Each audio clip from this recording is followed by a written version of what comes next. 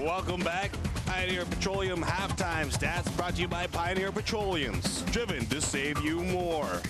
And as we look at the stats, we can see that McMaster moving the ball 328 net yards. The only thing hurting them right now, Ben, is the turnovers. That's right, but at the same time, 328 yards of total offense, almost half 50-50 between passing and rushing compared to Laurier's 9 passing yards total only in a first half. And I understand that Jamie Partington is, first-year quarterback starting, but you have to throw the ball a little bit more than that. From the stats, we move to the TISO play of the half. It's Mr. Shackle who got the shackles off. Is our TISO play of the half and receives a watch. Compliments of TISO. Switched watches since 1853. That was certainly a great physical, athletic move by Justin. Quick 3-step drop by Behe. Shackle just puts his big right paw up on that ball and reels it in. Not everyone can do that. And, he certainly was happy that his first interception ever turned to be a touchdown for the Laurier Goldenhawks.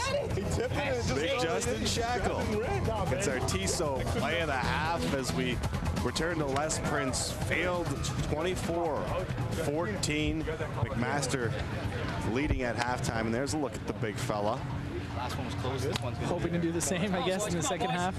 Well, we talked about their defense, and we talked about the fact that they've lost their middle linebacker. They've also lost Josh Alexander, and that might be a big part of the key to this game. When we heard Coach Jeffries talking about the fact that they are being pushed around at the point of attack, and that's one of their big DTs that they're missing with an MCL strain. That's right. Josh Alexander, who was an All-Canadian last year and a TSN Russ Jackson Award winner in the CIS for combining athletics, academics, and community services. Now, the athletics side of things, Josh Alexander is a great player, and unfortunately today he's not in the game. So you have a guy in Kyle Armour coming in, trying to fill in for Josh Alexander, but unfortunately he's a big piece out of their defense out today. Yeah, we spoke with Elliott about them missing their starting middle linebacker. Todd Annette out with surgery to his neck. A lot of injuries to the Laurier Goldenhawks in the last few weeks, and that never helps a team.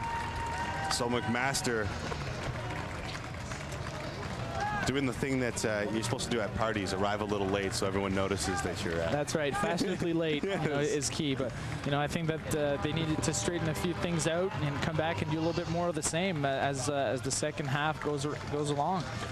We got to look at Jamie Partington. You mentioned only 9 yards passing, and I know that Tuffy Knight is calling the plays on this offense, but we got to see a little more of him to balance out that rushing attack, despite the fact that Medler's running really well. Well, I was going to say Derek Medler is running the ball well, but as you said, you have to just spread things out a little bit more. As intimidated as you are as a first-year quarterback coming in, you have, as a coach, I believe you have to give him a little bit more confidence in saying, yeah, we're going to throw the ball a little more, we're going to allow you to try to find targets downfield, and hopefully he can do that in the second half. But as much as they're running the ball well, you can't come back from a 10-point deficit just running the ball. So it'll be interesting to see what they do in the second half. Well, McMaster with the lead can afford to run the ball, and especially when you got a man like this, Kyle Peer, who has done it both rushing and receiving. But you can see here he's already over 145 yards along with 29 yards on 5 receptions. So he's over 175 yards so far on the day total, and he's right now the core of the McMaster offense. You have 5, 6, 7 big men up front blocking for him. Zaremba delivering great balls to Vaughn Swart, but Kyle Peer has been mentioned more than once this afternoon, and I'm sure we'll keep doing the same as the second half rolls around.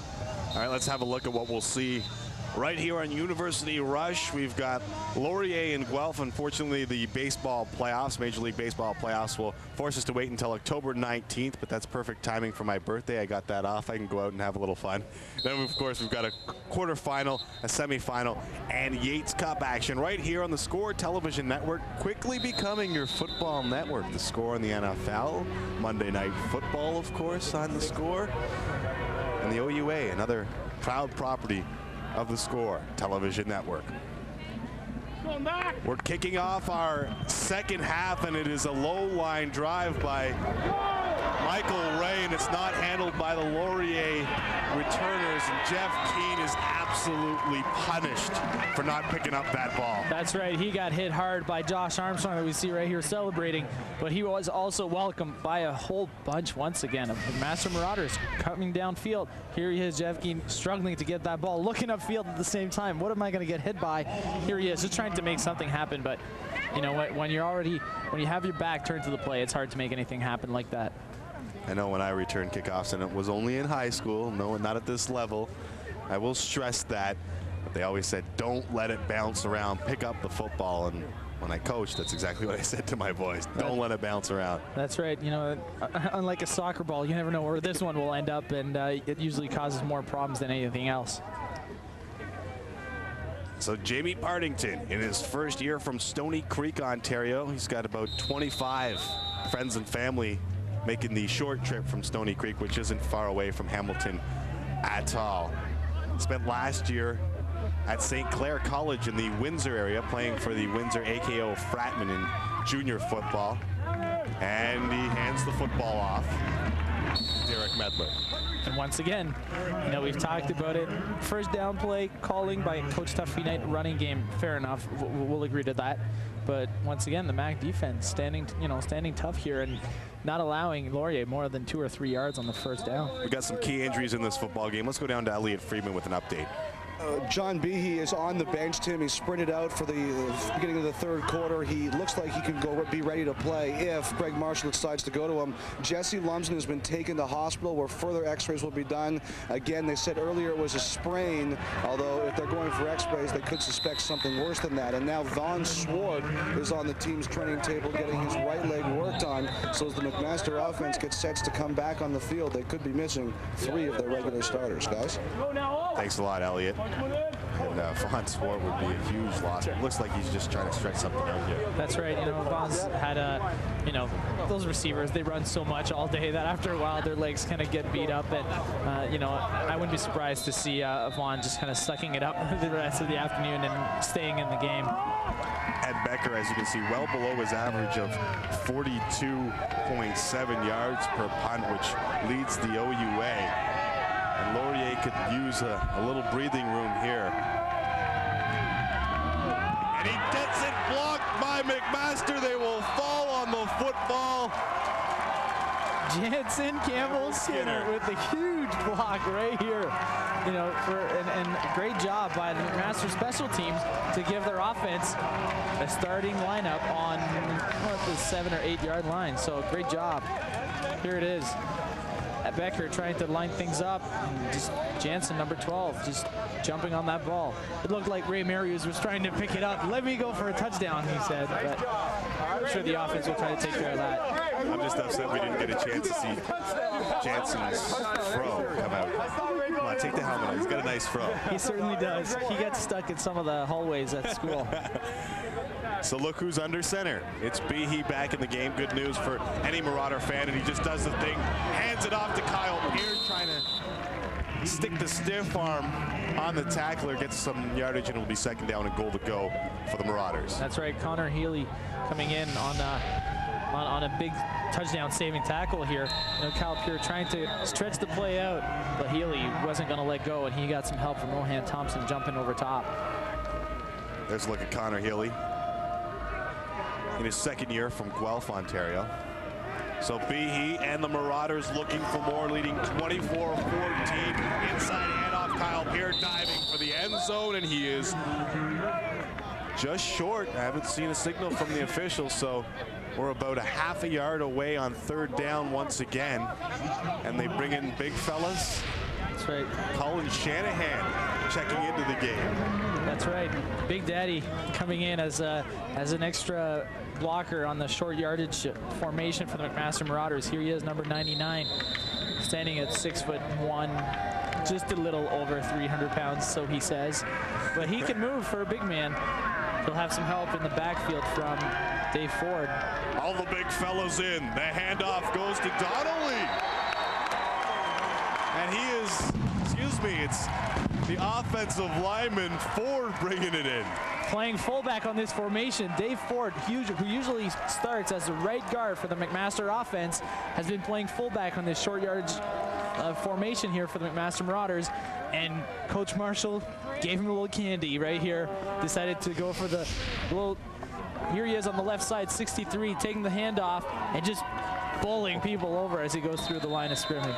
6 foot, 273 pounds is Dave Ford, and as Mike Ray puts the extra point through, you can see the big fella rolling in. Celebrating his first touchdown ever. So 31-14 is our score presently, and all the guys on defense and on the offensive line who never get to get into that end zone are going over there and congratulating the big fella. That's right. Dave Ford is a great guy to have around the team, great team player, and you know, going around, and I don't think he'll miss one handshake on that sideline for the next few minutes. You can see a man, Kojo Adu, who is smiling there, who holds the OUA record for touchdowns in a career with 35, smiling there. He knows what it's like to get into the end zone. Yeah, he's had his fair share over the years, and you know, I'm sure he'll be back at it next week. I'm sure he hopes to, as he wonders when he will be back. I used to score a lot of those. Your 2000 Heck Crichton Award winner. 2 in a row from Mac. The other guy standing right beside me. Keep it up.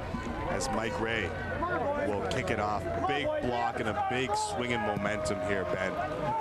As Jansen Campbell-Skinner seems to have slid it deeply into Mac's favor. But Jeff Key looking to make up for the last error. He gets some good field position on a 23-yard return for the Laurier Golden Hawks. Elliot's got another update for us. Elliot? Tim, I'm here with the touchdown scorer, Dave Ford. And Dave, you've lined up as a fullback before, but do you ever expect him to give you the ball? No, not really. Like Colin Shanahan, Big Daddy, he's been promised the ball for a couple years now, and he hasn't got it yet. So kind of feel bad. He should have got it, but looks like I guess it was my call, my turn. So worked out good. First career touchdown. Anybody in particular that you're going to celebrate with this evening? My O-line. My boys on the O-line. We're going to have fun tonight. Thanks a lot, Dave. Let's go back upstairs. Fumble, ball on the ground, and it's recovered by McMaster, Mike Botterill, and the momentum we talked about it swinging on the big block punt. Now a costly turnover again by Laurier. It certainly was, and you know what? There's only so much the Laurier defense can handle. And you keep sending them back out against a Mac offense that's been running this way all afternoon. It's going to make it tough. You have both Ray Marius and Mike Botterill here jumping on the ball. Simple mishap between the center and the quarterback. And I know as a quarterback, we're always taught there's one thing you have to make sure of is you have to get the ball from your center. I'm sure they'll be trying to clear things up on the sidelines. Ray Marius always seems to be on the football. That is his 6th career fumble recovery as Behe looks deep to the end zone for Kyle Peer. And it's broken up, and David Agro looked like he got over there from his rover spot to help out. Yeah, he looked like a center fielder going back for a big fly ball in the middle of left field. You know, here's John Behe trying to get something on the ball, but really nothing going. And Kyle Peer trying to go up for the ball, but you had help by both David Agro and Ryan Brown here on the play. Looks like Kyle Peer could be a decent DB too. He broke up the pass. That's right. There's one thing you'd like to see from your receivers when you're a quarterback. Go up and help me out a little bit sometimes and save the big interception right here. So after the turnover, they go for the home run ball. Doesn't work. 2nd down, 10 to go. Behe back to pass again. And as he's had all day, a lot of time, he overthrows Vaughn Schwartz on the play. You know what? It was a great protection by the offensive line here. John had a lot of time. I think he just put too much on the ball. It just kind of slipped out of his hand and overthrew Vaughn Schwartz. We saw John do that a couple times last week against Western. Once into an interception to Brian Talk, and now this afternoon for an incomplete pass. But I'm sure he'll settle down a little bit and feel better with his legs underneath him. So Mike Ray into punt. Laurier needs something to happen on offense, and we've got a timeout called. Mac burning a timeout here in the 2nd half. A couple of guys missing on the alignment here on the punt team. I got a little bit of confusion here on the sidelines for McMaster. I think that Coach Marshall also wants to discuss with Mike Ray whether he can also go for a field goal maybe.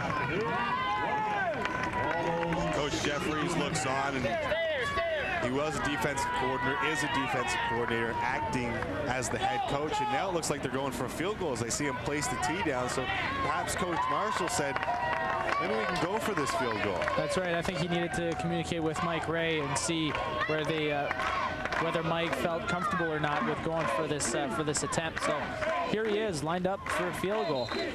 Well, now they're picking up the tee, or I'm not quite sure what they're doing. They'll set it down from 47, excuse me. His long on the year is 42. It's up, and it is good. 47-yarder from Mike Ray will give McMaster a 34-14 lead in the third quarter. University football right here on the Score Television Network.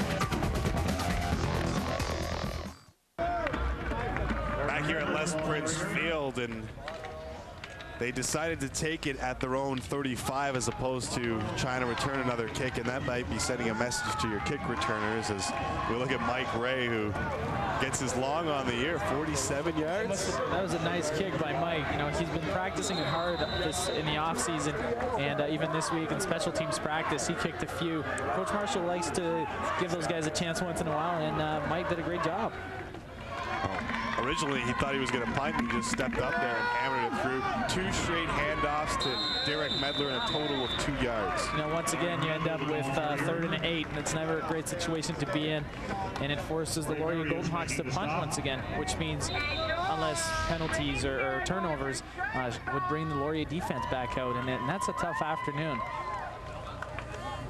Seems like quite a few 2-and-outs for the Laurier offense, and that can't be good for a defense that is a decent defense. It's just out there on the field too long. That's right. They probably are one of the best defenses in this league, you know.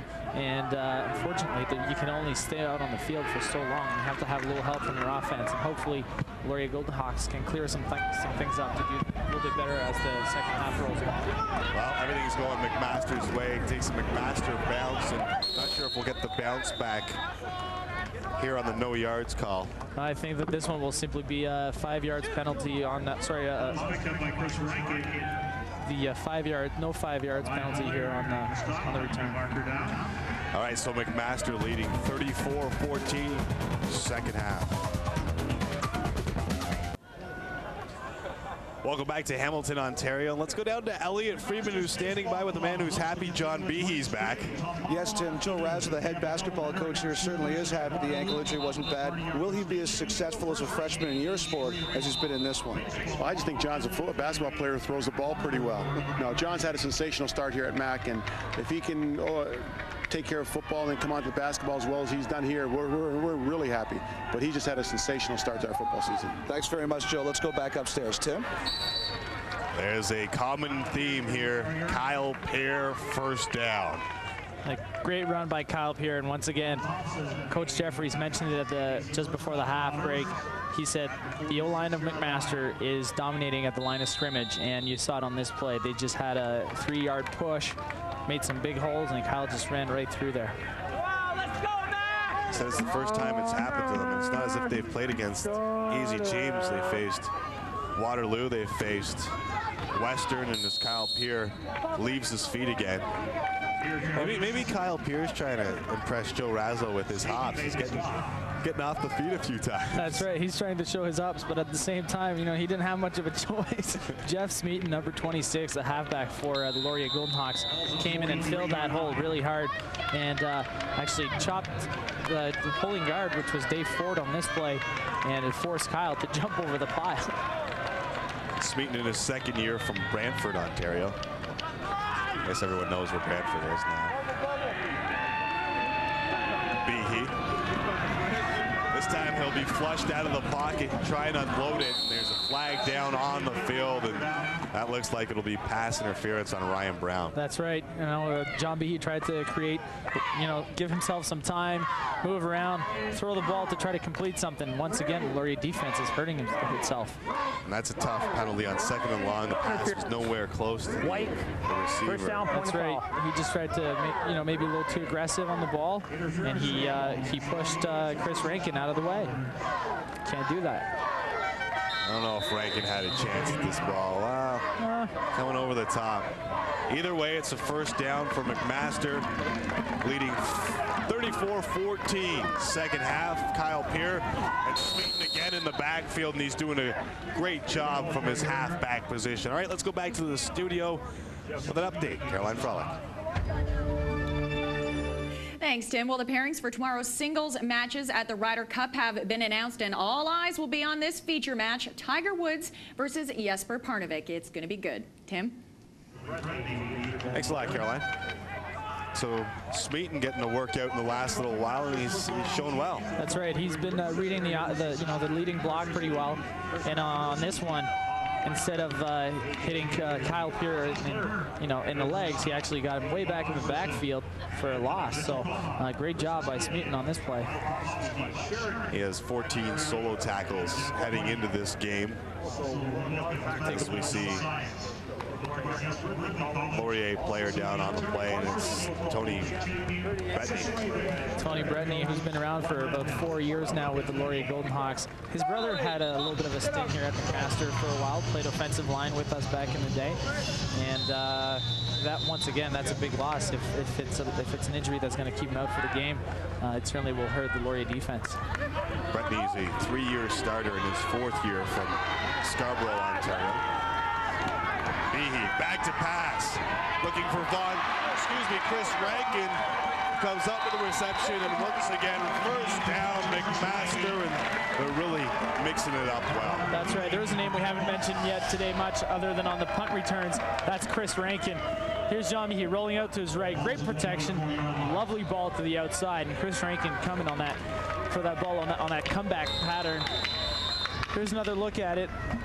Here's Behe delivering the ball. Chris coming back hard in front of Connor Healy, number 9 for Laurier. Great catch for a first down. Rankin, of course, a first-team All-Canadian last year, catching balls from Ben Chapdelaine. Here, Rohan Thompson, he's had a solid game at that linebacker spot. You know what? Rohan Thompson is probably as consistent as you'll see as linebackers in this league. You know, I compare him to the Botterells and the Ray Marius and Mark Pretzlaff from Laurier. From Ottawa. Rohan Thompson's one of those guys that week in, week out, he'll be there and he'll be making plays for you. Motion to it. Rohan's been sidelined by some injuries in the last little while. Missed most of last year. 2 years ago, he was a first-team OUA All-Star. Behe looking to the flats, and you know what? Sending Kyle Peer out there all the time looks like he's getting a little tired. Yeah, Kyle will get a little tired like that, you know, but he'll be the first one to tell you that he doesn't mind doing whatever he's asked of. You know, last year he didn't really see the ball much as a running back, but he did as a receiver. Now this year it's a little bit of the opposite. Now they're sending him out a little bit on patterns, but he's going to take a break while he can, and he'll be out in a few minutes. Well, Mike Ray lines up for a chip shot for him now, 34 yards. That's right. You know, anyone would be happy to have a 34-yard field goal on a regular basis. For him, it's a given. It's up, and we did not jinx him. I thought it was coming close. I thought we might just jinx him. McMaster in control here in the 3rd quarter, right here on the Score Television Network. Ariel's #1 pizza. It's always nice to look at university students, and for God's sakes, what is that? Our friend Ralph got a little excited with the maroon paint this morning before coming down to the stadium. Well, he's showing off his colors and proud of it. Attaboy.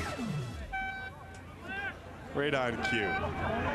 So Laurier, 2nd down and long as they were stuffed for a loss. 2nd and 16. Hardington back to pass, flushed out of the pocket. Does a good job. Completes it over the 35-yard line, but that's only back to the original line of scrimmage. That's right. Andrew Agro, who's coming in. Dave Agro's younger brother, Andrew, out of Burlington, Notre Dame, once again, that we've mentioned a couple of times today, coming in for a big catch right here on this. But Brandon Little was there for a big hit to make sure that, once again, the Laurier punting team is out. Ed Becker getting a workout. He's been a 2nd-team OUA All-Star his entire career. Maybe this game will put him over the edge and get on that first team. That's right. Extra yardage whenever you can. So Becker will be his 7th punt, along with 44. He's averaged 42.7 a punt this year. And did the play clock run out? It looked as if but it they did. hammered Becker after the play. We might have some extra flags out here. You can only stop a bunch of hungry football players for so long, and you know that's what the Marauder team looked like on that one. Let's listen to Kevin. West, Laurier, 3rd down repeated. Ottawa, Guelph, and York, all in the same sentence. You know, I shouldn't laugh. I think I've done it before. I'll probably do it again. Kevin Mickleborough now knows what it's like to be on TV. His friends will rip him as mine do me. Becker gets it off. Rankin will take it in. Gets a block, and that's a tough call, but maybe they're making up for not calling Ed Becker getting hammered. That's right. There'll be a flag on Josh Armstrong, number 4, here on the hit from behind. All right, so Mac leads big time. Here at homecoming, back with more after these. Guys, initially the word on defensive lineman Tony Bretney was with his left elbow problem. He was done for the day and not coming back, but now he's got his helmet on. They look like they're trying to retape him a bit, so we'll see if he comes and does return as against the initial plans. Back up to you guys. All right, thanks a lot, Elliot. And Laurier could use some help on the defensive side of the ball. Kyle Peer right up the gut again, and he will scramble his way close to 1st down yardage. What more can you say about Kyle Peer right about now? No, that's it. I mean, I think we're gonna have people who've been watching the game for the last while will be saying these guys just keep repeating themselves. But you know, Kyle has done well since the first play of this game, and he just keeps on going. Not sure if Neil Hughes of the Regina Rams is watching, but his #1 spot in the CIS rushing charts is in jeopardy as Peer keeps racking up these yardage. Well, the other thing that's nice about Kyle Peer is that he doesn't get yards only by running. He also gets yards by catching the ball out of the backfield. And as a quarterback and as an offense, you can always use someone like that. So it'll be 2nd down and inches. And as I mentioned a little earlier, when he played on the offense with you here at MAC last year, 700 yards receiving, 700 rushing. It was a dual threat. He certainly was. Thus far, he's had over 180 yards in total offense, and you know he's done a great job over the years, and you know, he certainly is the leader on this offense. 2nd and inches, Donnelly in motion. We've seen this play before, and met in the backfield. Kevin McNeil, the 4th-year man from London, filling his lane. There's a positive part of the afternoon for the Laurier defense.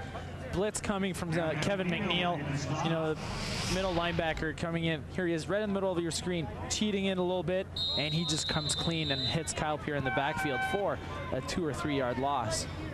The 2nd leading tackler on the team. And it is 3rd down, and it doesn't look as if Mike Ray's coming out.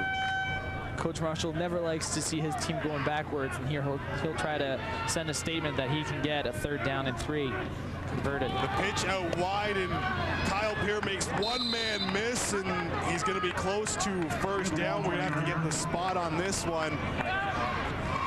But the chains will come out as Kevin Mickleborough calls for them, and if they're short, this might be a rather curious call back. Well, you know what? It is a curious call, but having worked with Coach Marshall many a times, as we take a look at Kyle Peer, trying to safety blitz coming through, Kyle Peer going up forward, but from up here it looks like it's short for about an inch, and it certainly is.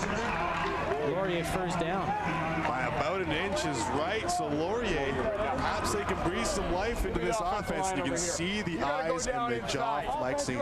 Coach Marshall is not happy about that. You know what? There's one thing that Coach Marshall doesn't allow is his team to kind of get into a groove of relaxing and letting off. He will never allow that, and he tried to stand a statement with his O-line saying, we can get that 3rd down. They weren't allowed to do that. They're going to hear an earful on the sidelines. So Jamie Partington marches his Laurier offense back out. Derek Medler, no, pass play, and they're looking deep for Joel White on Kwame Adu, and Adu adjusts and makes a great play on the ball. You know what? If you're a defensive back, this is textbook defense by Kwame Adu. He has his left hand on the hip of his receiver. He's step for step with him. As we take a look right here, and Kwame will just punch the ball out with his right hand. There it is, over top. That's not pass interference because he's not actually stopping the receiver from going up to the ball. He simply has his left hand on the receiver to feel where he is, and he just makes a play on the ball. Great job.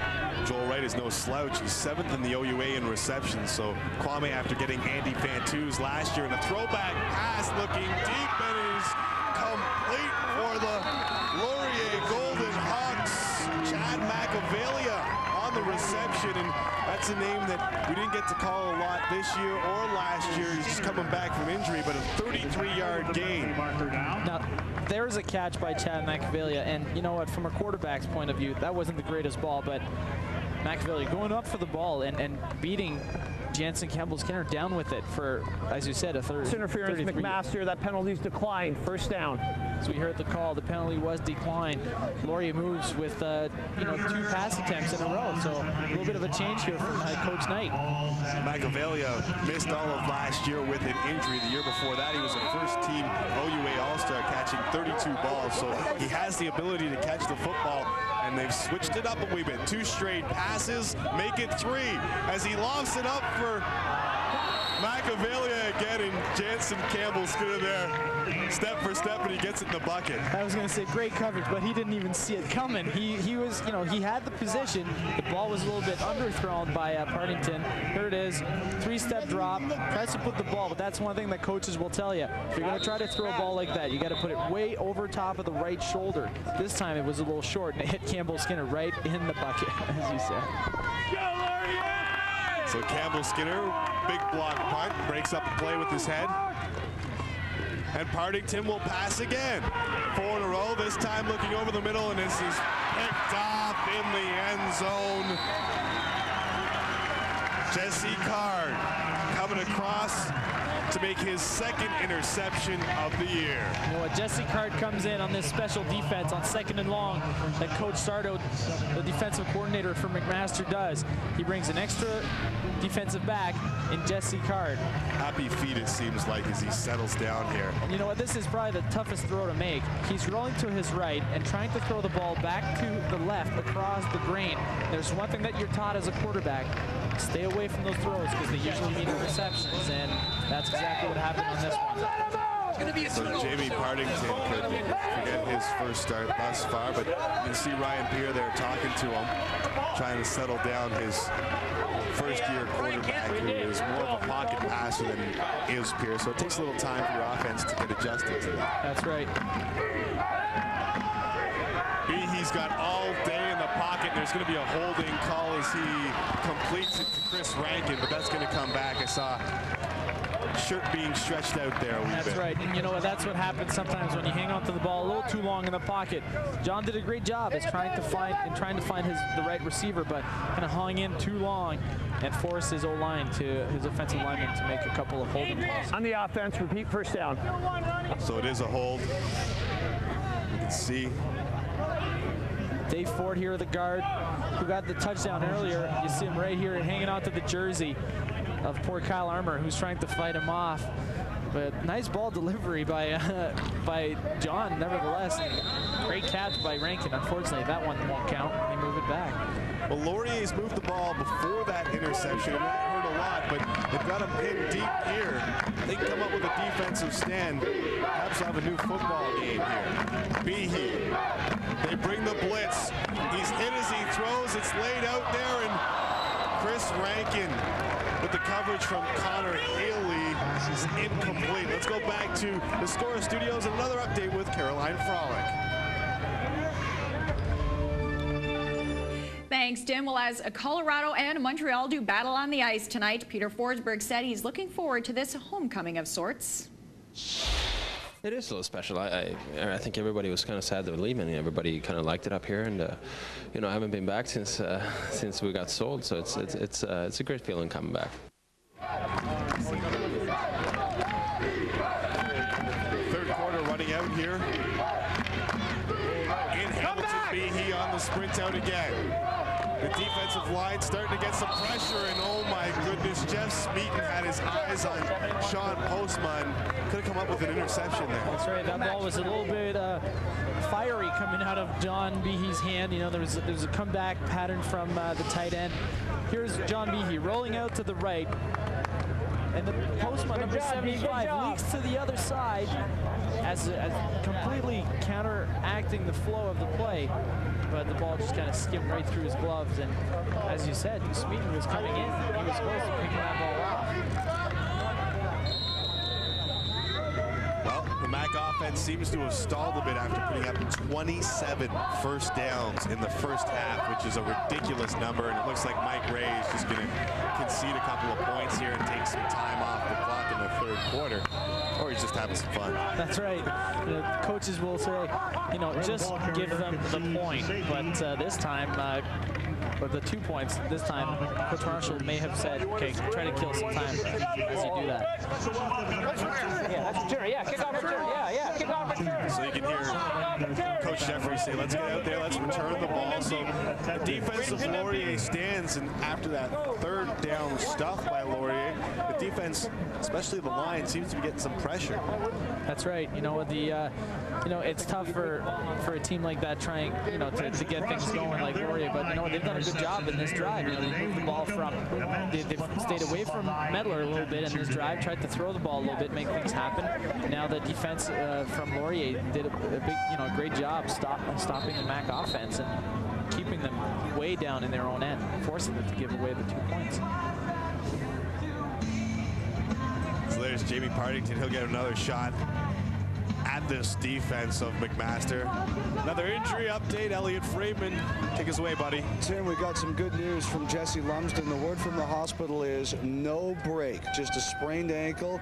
So it's something that could only keep him out about a week, if that much, as opposed to something that could put him out for the rest of the season. Guys? Thanks, Elliot, and that's massive for McMaster. It certainly is. You know, to hear that Jesse will be most likely back next week to play Ottawa is a great thing to know. You can only give the ball to Kyle Pierce so much, and you know, without Kojo Adu, without Jesse, they're starting to struggle a little bit. You need to have as many big guys as you can in the backfield.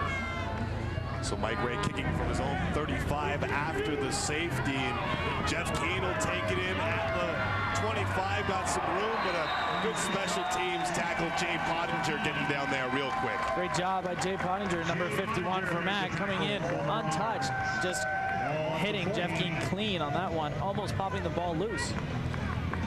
But Laurier will have good field position here. Now up to 16 with the safety. And Partington is going to have to move this offense if Laurier has any chance of making this fourth quarter count. And don't forget, this team was down 17-2 to Western, and they tied it at 17, so it's not over when Laurier's on the field. Partington play action under pressure, hammered as he throws, but it is still caught, and that is a one-handed grab by Agro. You know, Andrew Agro made a great catch on that one, and he's going to be happy about, you know, that first down. But you know what, Jimmy Partington took a big hit on this one. Here he is rolling out to his right, delivering the ball, but getting a big hit from the defensive lineman. Great catch by Andrew Agro on that one. Yeah, nice one-handed grab. We'd have one a week. We'll be back with plenty more of the fourth quarter after these. Our Centaur Products quarterback matchups brought to you by Centaur Products, suppliers for stadium facilities. And, well, McMaster's done the better job of moving the football, perhaps not in the numbers, but obviously on the football field. Well, at the same time, you have to remember that Behe was out of the game for a little while. He still happens to have better numbers than Partington thus far. You know, Jamie having a hard time throwing the ball this afternoon. Although they're just starting to throw now, and they're starting to move the football after Andrew Agro comes up with a reception.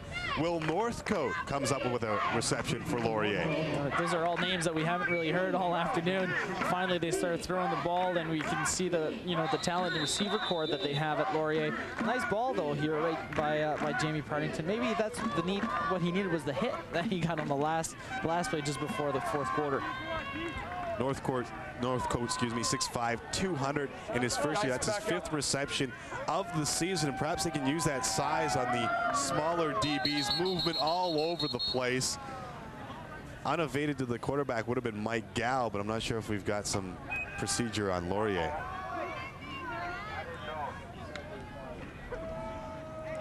Encroachment. Offside on the defense, so.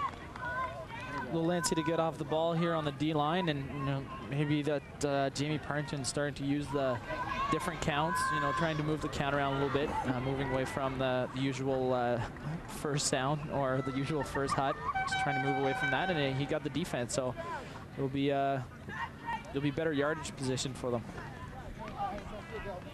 It's a first down for Laurier, so they still got a chance. And as I mentioned, they march back against a tough Western defense. So Jamie Partington's got his work cut out for him, but they're starting to throw the ball. Tough United said, all right, enough running the football. We've seen quite a few pass attempts in the last little while. 1st and 10, Laurier Golden Hawks. Partington passing again, looking out wide, and looked like a mix-up between him and Chad McAvalia. Yeah, it looked like that. There was no one in the area code of where that ball landed on the ground, but and you can see Chad McAvalia here on the outside, number 80. Here he is, just going up and then just stopping on the hitch. And Partington thought that he was going to go for the fade on the outside. New quarterback in the system this week, and sometimes you get your signals crossed up. He cut off a pattern. Partington thought he was going to. That's right. Reading the defense is a hard thing, and sometimes if both receivers and quarterbacks don't see the same thing, you have little mishaps like that one. Partington will pass again. This time over the middle. He's got 2 receivers there. Joel Wright is hammered. Northcote picks it up on the right, reels it in. That's right. And you know what? This is interesting. As an offensive coordinator, I don't know that you want to have 2 or 3 receivers in the same area. But here he is, turning to his left, and then just pops the ball over to Northcote in that middle of a lot of stuff happening there. You know, that's a nice little touch on that ball, but great catch. Once again, that one-hander. Wow. Not only one hand, but the left hand. I don't know if he's a lefty. I don't know if he's a southpaw, but that ain't a bad grab from the kid from Barrie in his first year. Well, he certainly is a big target coming across the middle there. And, you know, Partington tried to throw the ball over top of the linebacker, Ray Marius. And the only one that saw that ball coming in was Will Northcote. He was a quarterback in high school, Northcote. Switched to the receiver spot. Those quarterbacks are supposed to have good hands, and he showed that. That's right. So Partington and the Hawks moving the ball. They go to the air again. This time he'll have to run out of the pocket. And he doesn't have the athletic ability that Ryan Peer has, and they chase him down from behind. Jesse Card got a pickoff. Now he's got a sack. That's right. Jesse Card, safety number 11, coming in on the safety blitz. Here's Partington going to the right-hand side. He knows right away he's got nowhere to go. And then number 11 right here, Jesse Card comes in for a nice tackle for a loss. That's a 3rd sack for McMaster on this day. So Partington and the Laurier Golden Hawks moving the ball. Now faced with a 2nd and long. He'll throw it up, moving and adjusting to the ball was Andrew Agro, but not a hell of a lot he can do there. No, that's right. And, you know, Jamie Partington is in a tough situation here. Here he is, he drops back, and then, you know, he just throws the ball up. Here's Andrew Agro on the pattern. Post, corner to the outside. He's wide open. He had Brandon Little. He was wide open, but the ball was obviously in the wrong spot. So out comes Ed Becker, it looks like. For the Laurier Golden Hawks. No, Partington jogs back out there, and he'll have to burn a timeout. They are first charged of the 2nd half, and it looks like Tuffy Knight and Coach Jeffries are going to go for it on 3rd down. Well, you know what? At this point in time, you're down by over 10 points, by over 20 points. You have to make something happen, and you have to try to get a score right now. And they don't need to get to the goal line. All they need is a 1st down. They're still 15 yards away, but it's not impossible. And it's important for Laurier to make a statement right here that they're still in this game, that they're going to make a comeback. This week's OUA Athlete of the Week is Andy Bauer of the Waterloo Rugby Team. Our Athletes of the Week brought to you by Pioneer Gasolines. driven to save you more.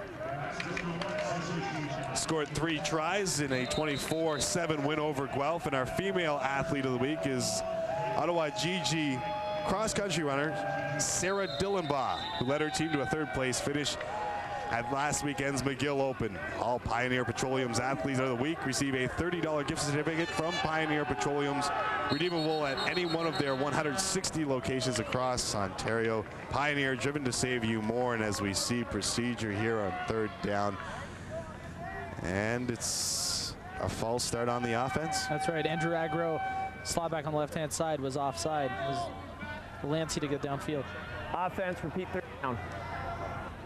It gives a 3rd and 20 situation, a little less likely to go for it at this point. Well, they'll trot out their kicking squad. Ed Becker's got his tee out, so he'll be attempting a 34-yard field goal. 6 of 13 on the air. He's definitely got the leg. He's got a long of 48 this season. Agro the holder. Becker up. And it is wide right. Left, excuse me. I don't know why. Left or right. I was just thinking Buffalo Bills at the point. Let's go back to Caroline Frolick for an update. Caroline? Thanks, Tim. Well, let's stay on the gridiron and check out some CFL action this afternoon with Ottawa and Saskatchewan. And it's 6-1 Riders late in the second when Nealon Green looks to get it going. It's a 15-yard pickup here. That leads to a field goal, and it's currently a 9-1 at the half. Thanks a lot, Caroline, for that update into the world of sports. So the single point makes it a 37-17 game in favor of the McMaster Marauders here in front of a full house at West Prince Field in Hamilton, Ontario. About 7,500 on hand for this one. Behe back to pass, Sean Postman. Let's go down to Elliot Friedman after another McMaster first down. Elliot. Thank you very much, Tim. You know, one of the reasons McMaster's improved so much in terms of football and the fans here was the hiring of Greg Marshall. Therese Quigley is the athletic director here at McMaster. He waited until the last day to apply. Why did you decide to go with him? Well, when we had done a lot of research in terms of the type of person we wanted, the skills as a coach that we wanted, and Greg came as a person who was very dedicated to student athletes and as an educator, as well as one of the top up-and-coming coaches in this country. And we were absolutely delighted when he finally did make the decision to apply. I made a few phone calls down to him to ensure that he was aware of the fact that the deadline was approaching quickly. Greg's done an absolutely great job here, and we're really delighted that he's part of the Marauder program. A couple of Yates Cup victories, and now he's got his team #1 in the OUA again, en route to another victory today. Tim, back up to you. Thanks a lot, Elliot. And a lot of people don't know, when Coach Marshall took over this program, they had come off 2 winless seasons. And since then, I mean, Elliot said it, 2 Yates Cups in a row. He's had a remarkable turnaround, and this is 6th season at McMaster. Yeah, he certainly has. Coming in '97 was a tough situation for Coach Marshall. The recruiting class only had about 20 to 25 guys, seeing as he only was hired in January, so he only had half of the offseason to recruit. But since then, he certainly has improved his club. Kyle Pierre with, it looks like, another first down for McMaster. Interesting note about Coach Marshall is he's only one of 2 men to win the Het Crichton and also win the CIS Coach of the Year award. Do you know who the other guy would be? Well, unfortunately, he's not here today due to work problems at labor problems, I guess, at Laurier University. But Riggs Mitch was also a quarterback and a Het Crichton winner back in the day, and also as a coach won the Coach of the Year award. Kyle Pierce touched the ball 37 times in this game, 198 yards rushing. Behe over the middle looking for Sean Postman. Almost picked off. Now, once again, we talked about throwing against the flow earlier with Jamie Partington throwing that pick to Jesse Card. Here's John Behe. Now, he realized that he's got nothing to his left, so he turns around trying to go backwards against the flow once again and almost, created an interception. Ian Logan had a shot at that for the Laurier Golden Hawks. So that's the first time that they haven't got a first down on a play in about 6 of them. That's right. So they're marching the ball, but Laurier hanging around in this one. Behe back to pass, blitz coming. They pick it up well. Behe tries to drill it in there and can't get it in there. So Laurier holds, down 20 points in the 4th quarter. Here's Chris Rankin on his pattern to the outside. He's trying to push it upfield, but he's actually made some, he had a few steps on the outside. Now, number 7 that came across here, Conrad Kloge, unfortunately, because it was to the short side of the field, didn't have much room to run his out pattern. He's usually a fair ways away from Chris Rankin, but him coming back to the sidelines like that brought too many people in the same area, and he didn't really have anywhere to throw the ball to. He's got a 47-yarder. Now looking at a 38-yard field goal into the wind by Gray. And it is good. The big leg of Mike Gray has padded the lead, 40-17. Back with more 4th quarter after these. Welcome back to Hamilton. Jamie Partington on the sidelines. That means Chris Adams is into the game in English. For Wilfrid Laurier, he's 5 of 14 on the season for 38 yards. One career start that came earlier this season when Ryan Pierce sat out with a concussion as Derek Medler, gets the carry. Let's go down to Elliot Freeman with another update. Elliot. Thank you, Tim. Now, we know the Ottawa GGs next week probably won't see Jesse Lumsden, but will they see Kojo Adu, Kojo? We got that in the plans, that next week is the day where I'll be making a return again. So hopefully everything goes well within the weekend. I make a return again. I guess this hasn't been too easy for you, but knowing you could come back in the middle of a big game like that one must excite you a great deal. Oh, it is exciting. Anytime you play against a great caliber team like Ottawa, you got to get excited. You know, no matter who we're playing against, we're always excited. So, been quite my excitement about coming back. Just a comment on the job Kyle Pierce done today. It looks like he could barely stand. He's so exhausted, but with Jesse out, he's really carried the load for you guys. Both those guys have really done a lot of work this year for us. It's too bad that Jesse went down, but he's a warrior. He'll be back, and hopefully, if we're all healthy, we'll be causing a lot of damage to a lot of defenses that we face. If you are all healthy, yes, you will be causing a lot of damage. Thank you very much, Coach. Let's send it back up to the booth. Medler is off and pacing. He's got Kwame Adu to beat, and the brother of Kojo hauls him down after a big gain for Laurier. Great run here by Derek Medler to the left side of the O-line. Just goes for a 45-yard gain on this one. Here he is, taking the ball, bouncing off of the big guys up front, and then he just lights it up. Changes the ball to the left side to stay away from Kwame, who will be trying to get that ball out of his hands. And Kwame saves the day with the tackle. So Medler's got some good numbers, 20 rushes, 180 yards, 2 of them coming on long runs with a touchdown. So he's not disappointing whatsoever either. This time up the middle. Medler breaking off a couple of tackles, and that'll be about a 7-yard gain for the Laurier Golden Hawks, That's one thing that Derek Medler has shown all day. He's really hard to bring down. If you're the first guy making contact with him, you'll need help because you won't be able to take him down by yourself. Here's a little counter action. And you saw Ray Mary was trying to tackle him by himself, but he needed help from somebody else. He bounced right off of him. Derek Medler is a really low runner, stays really low to the ground. It's really hard to take down. He's 5'9", 190, low center of gravity for the kid from Kitchener. So Chris Adams comes in, hands the ball off a couple of times, and they move down the field. It's not a bad situation to be in as a backup quarterback coming in like this. When you have a running back that can carry the ball about 180 yards so far today. So he's doing great so far. Let's have a listen to our Sounds of the Game. Wilson, Sounds of the Game. Brought to you by Wilson Sports, the official football of the OUA.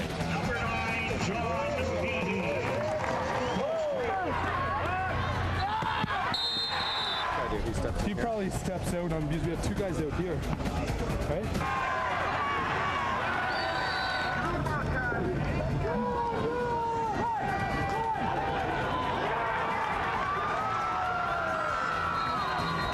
We got another time. Okay, you got to use it. Don't let him run the play.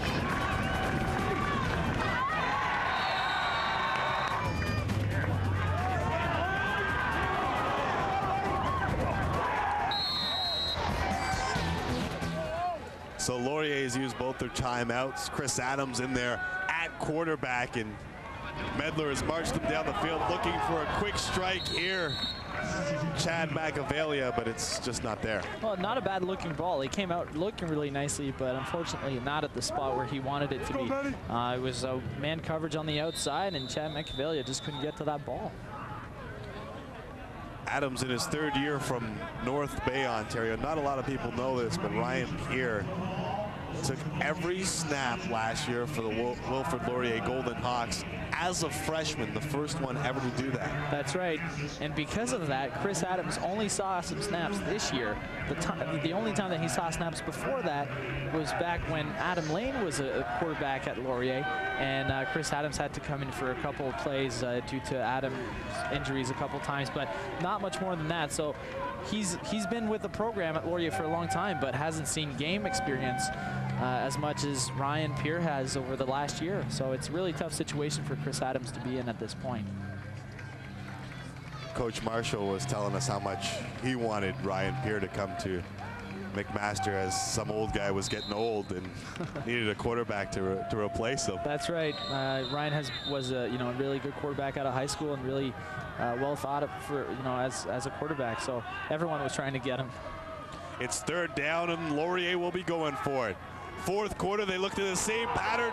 McAvalia open, touchdown, Golden Hawks. Well, you can't make it wrong twice. And, Chris Adams said, I threw the wrong ball the first time, but I'm going to come back with it and go for a touchdown. Great job by both the quarterback right here as three-step.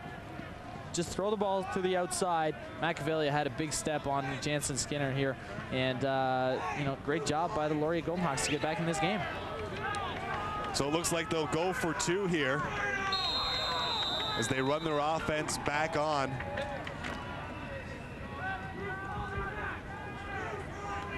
Adams, one touchdown pass. He's thrown two balls.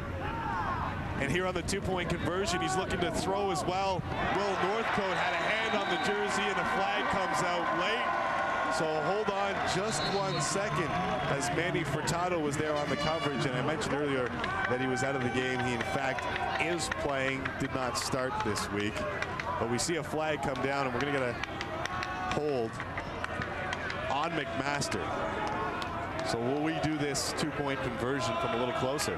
Well, they're going to call Manny Furtado a little on a hold here on the jersey of the receiver. So the big men are going to come in for the Laurier Golden Hawks to try to go for another two-point attempt.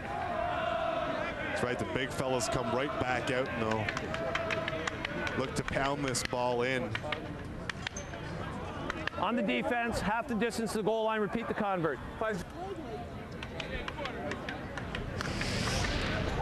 We'll have a look as Northcote goes out. You can see the arm wrapped around Northcote there. That's it. You know what? He made a great job at making it look like he didn't have a hand on him, but he certainly held Northcote's jersey on that one. Now brings the ball down to to the 2.5-yard line. Adams with a full house backfield. The big fellas in looking for the two-point conversion. They will hand it off, and it is pounded in for 2 points. Brian Hickey taking it in, and as we go to break right here from Hamilton, Chad McAvalia hoping he can rally Laurier back from a 15-point deficit. Just as we received the news that York has upset Ottawa today, Jesse Lumsden also received some news, and considering the injury, it's the best possible news you could have gotten. Best case scenario for sure. Just an awkward fall and heard a pop and got pretty nervous, and so they got me the x-ray real quick, and they found out it's not a break, so I got to go for an ultrasound on Monday, and hopefully I'll be back as soon as I can. Was your dad giving you any stories about he never went to the hospital when he got hurt or anything like that? No, I've heard enough stories about when he's been to the hospital and he's got the scars to prove it, so I heard a lot from him. He did show up there, and I was glad my mom and dad both came. So other than that, it's going to be a lot of therapy and a lot of hard work, and I'm going to be back real soon. All right, Jesse, thank you very much, and good news on the injury. Tim, we're back up to you. Thank you very much, and it is good news as Chris Rankin has a 23-yard return on the kickoff. And the big news, I guess, York beating Ottawa 12-9. That's right. It's going to set up an interesting weekend for the McMaster Marauders next week as they travel down to Ottawa.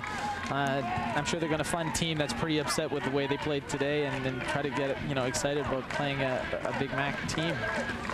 If they can hold on to this one, they'd be undefeated going through. And Kyle Pear has broken one. A wee bit tired as Agros trying to catch up with him, and Chris Rankin trying to help him out there. I think got called for the hold. Yeah, the way it looked like Chris was trying to pull the jersey off of his defensive backs. Kyle Pear had a great run right here. He had nothing going on the hole at the beginning, and he just made a big play out of nothing. Just to attack. Great job. This will be after the first down yardage, though. Point of the foul, I believe. And they'll march him back on the hold. It'll still be first down, 10 to go. Holding on McMaster, 1st and 10 McMaster. There you go. Thank you, Kevin. Well done. We'll have a look at it, and we'll see that Chris was just trying to spring his running back, I think. That's right. Here's Kyle making something out of nothing. He had a hole, really. Then we don't really see Chris Rankin in this picture, but there he is on the left side with the jersey off of the shoulder pad. He did a good job. Oh, Shackle again!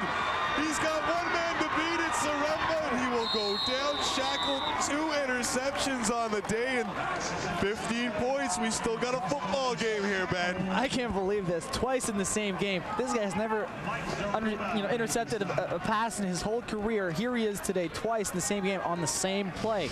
Now here's the play. 3-step drop by the quarterback.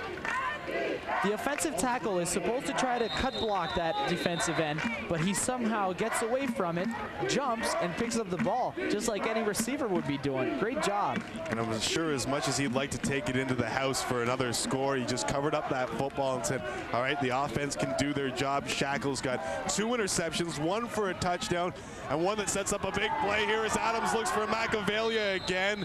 Keswick Wainwright on the coverage this time. That's right, but they were looking for the same man, Chad Machiavelli on the outside for the same play that he scored his touchdown in the last one, and this time the ball was a little off. In his 4th year from Belleville, Ontario. Let's have a look back at this first quarter play, and here he just gets the big pop, and there he is, and he's off and pacing. That time it was on John Behe. The last one was Mike Zaremba throwing the ball, but it didn't matter because he was still going to go for that interception. So Justin Shackle has breathed new life into this Laurier squad, looking for Machiavelli again, and it's incomplete. Let's go down to Elliot Freeman with our big fella. Justin Shackle has had an unbelievable day. Had no interceptions before. Now you've got 2 and a touchdown. What's been the reason for the success this afternoon? We're just playing hard. We're trying to come back here. We still got lots of time left, so we're just going to see what we can do. We got to score some points, so we're going to come back here. All right, thank you very much, Justin. Congratulations. Let's go back upstairs. All right, thanks, Elliot. So now 3rd down for Laurier, and there's no doubt what's going on right here. They're going to go for it. The deep back is Medler. 3rd down, big play for Laurier. Looking over the top, and it is tipped and incomplete. Jesse Card could have had an interception, his 2nd of the game, but it falls incomplete. Turnover on downs. Let's go back to our Score Studios for another update. Thanks, Tim, and what a game. We'll get you right back to Hamilton in just a second, but first up, here's a highlight from this morning's action at the Ryder Cup. Sergio Garcia and his partner Lee Westwood remain undefeated as they defeat the USA pairing of Stuart Sink and Jim Furyk. Europe and USA are tied at 8. So perhaps Shackle should have taken it into the end zone because they turn it over on downs, but he did his job. 2nd interception of the game, and Laurier, their defense, back out in the field looking for another bailout here as Kyle Pear takes the handoff and gains about 5 up the gut. You know what? This is going to be pretty simple for Coach Marshall right now. He's going to try to run the ball, run the clock out, try to get away from here, from this game with the win. But you know what? Laurier is battling hard. They're staying in this game, and they're trying to do everything that they can to give Mac a big challenge in this last few minutes. 34 rushes for Kyle Pear. He is 4 short of the OUA all-time record held by Drew Solon, which is 38 rushes. So carrying the load. There's number 35 wrapped up, and Out will come Michael Ray, so Laurier still got a wee bit of a life. 2 scores, touchdown, and a 2-point conversion on one of them. That's right, and you know we know from last week that football game is never over, and you know it'll be important here that if the MAC team decides to to punt, that field position will be key. But the way it seems is that Coach Marshall will try to go for it on 3rd and a foot. So it'll be quite interesting to see what happens on this one. And indeed he has. Zaremba stays in there. Kyle Peer, the lone setback, 3rd down and 1. Last time Laurier stuffed them. And they've got a ton of men in the box. Zaremba up over top, flags down on the play. So we'll have to wait and see what the call from Kevin Mickleborough is, but I'm sure it's some sort of procedure. Looks like offside on Laurier, giving Mac another 1st down, which they really need at this point to try to kill some more of that clock, but Laurier certainly did not need that penalty. Defense, 1st down. That's right. It was an offside on the defense, and Gary Jeffries is probably really upset with the fact that his defense can hold off the McMaster offense like that. So McMaster gets a free 1st down, the free pass, and perhaps that's what Coach Marshall was doing on the 3rd and 1, draw him offside. Postma in motion. So is Conrad Kloge, and once again Kyle Peer up across the 50, close to midfield, and he's now 2 away. He probably doesn't even know that, but at the same time, you can't do anything but go, but give him the ball. Here's Kyle Peer, bouncing the ball left, trying to make something happen, and Rohan Thompson on the tackle. But you can expect Kyle Peer handling the ball within that next 3 minutes more than twice. So I wouldn't be surprised to see Kyle breaking that record today. Kyle's touched the ball 40 times today. With 3 minutes left, he'll touch the ball again. Up the gut, and he has 1st down yardage and more. Kyle Peer, his legs carrying the McMaster Marauders at homecoming in Hamilton. Unbelievable that this one man alone can carry the ball so many times and gain so many yards. At the same time, he's the reason why Mac is still up by so many points. So he needs one more carry to tie Drew Solon for the all-time OUA mark for rushing attempts in a football game. That's not even to mention how many times he's touched the ball out of the backfield. With Lumsden out, Kyle Peer is showing that he can carry this McMaster team. Outside, we've got a flag down on the play, so this might not count as the official attempt. That's right, but that certainly was a nice run by Kyle to make something happen. There was a couple of nice blocks up front, and Kyle just sprung it out to the outside for what seemed to be like a 5-yard gain, but McMaster penalty. This one will be waved off. Let's listen to what referee Kevin Mickleborough has to say.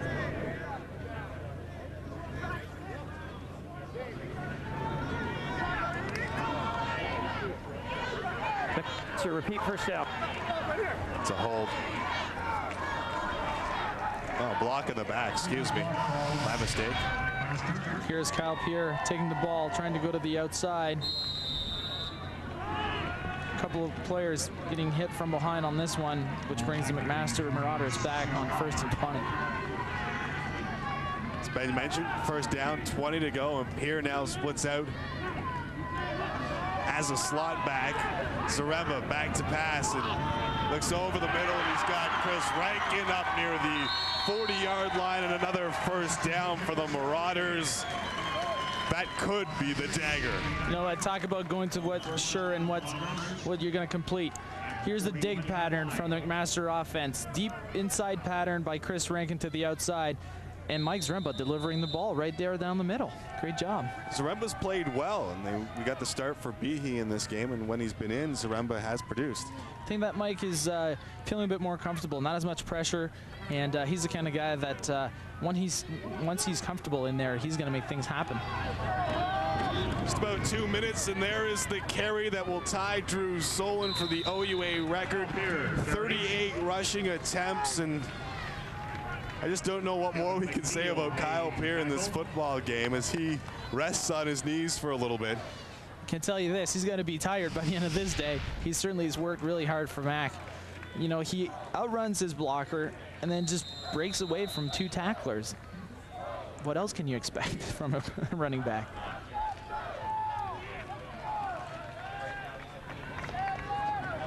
So one more carry for Kyle Peer. He doesn't look like he wants one more carry, but he's going to get it anyway, and he's just smashed the OUA mark as Justin Shackle just rips him down with one arm. Now, at the same time, as much as a hero as Kyle Peer has been, you know, you have to give the guy a rest at some point. Coach Marshall may very well send, you know, Rick Andrade or a couple other running backs to give Kyle Peer a break. He certainly is running the ball hard, but you can see right here that he's getting tired. Getting tackled like that by one hand from Justin Shackle is not very likely from Kyle Peer. Got the game in hand. It's time for Kyle Peer to take a well-deserved rest here as he breaks the OUA single game rushing attempt mark held by Drew Solon of the Western Mustangs. 39 attempts.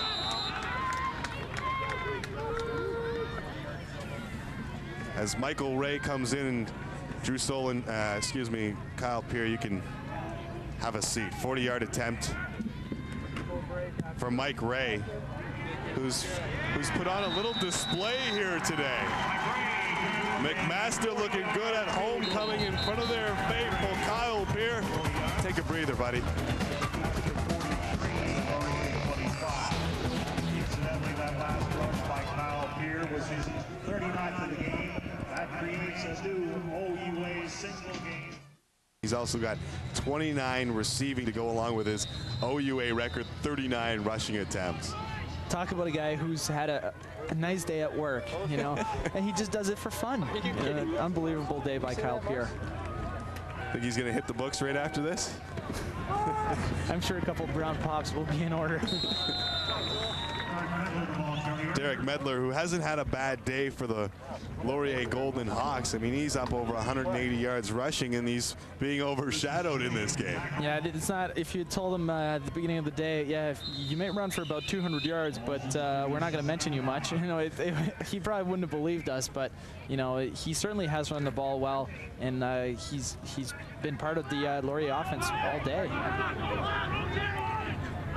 186 yards on 22 rushes for Medler, and they go to the fullback this time. Steve Glover taking it up the gut, and Laurier has had a tough go of it. I mean, they haven't lost by more than 7 points before today, but all of a sudden they're a 1-4 football team. Where do they go from here, man? Well, you know what? It's going to be tough. You know, you've lost your star quarterback to an injury that will take him out for the rest of this season. You've lost a couple of key defensive player in Tom Annette and Josh Alexander. Hopefully Josh comes back next week when they play Queens. But it's going to be you know, an interesting week of practice at Laurier, that's for sure. It's another tough game at Queens. Tommy Dennison leading that offense. We testing the secondary of the Golden Hawks, who have fared well against McMaster. It's just the running game of Kyle Peer that's done so well. Rankin trying to get on the outside. We've got a penalty that'll bring this one back, and we're also going to get a late hit. We'll sort out all these penalties when we come back. McMaster at homecoming, looking good. Welcome back. McMaster, unnecessary roughness piling on. Laurier, first down. So there you go. We've got all the penalties sorted out. At the end, it'll be McMaster from the 41-yard line. And it looks like with 20 seconds left, they'll just kneel it out.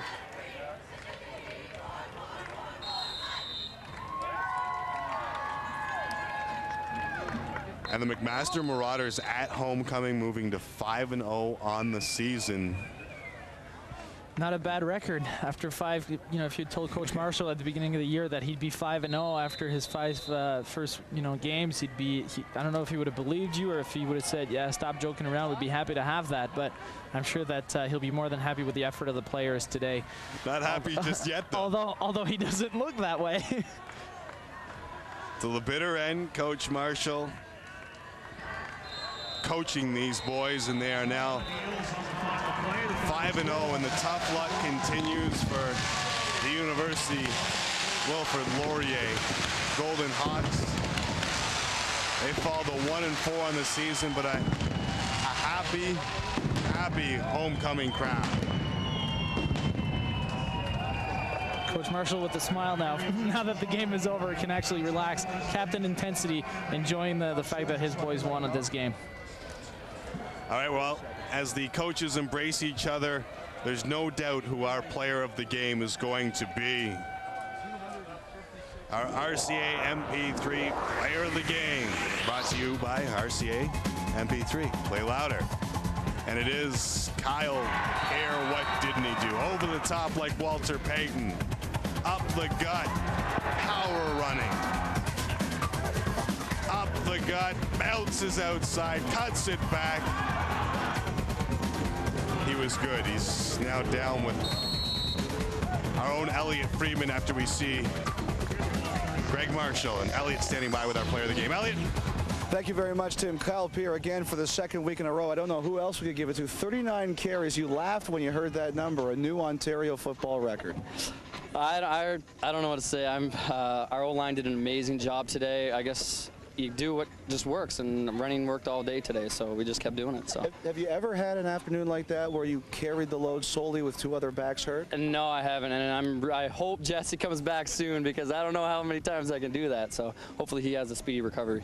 257 yards rushing, 286 total offense. Have you ever had a day like that before? No, I haven't. I can't say I have.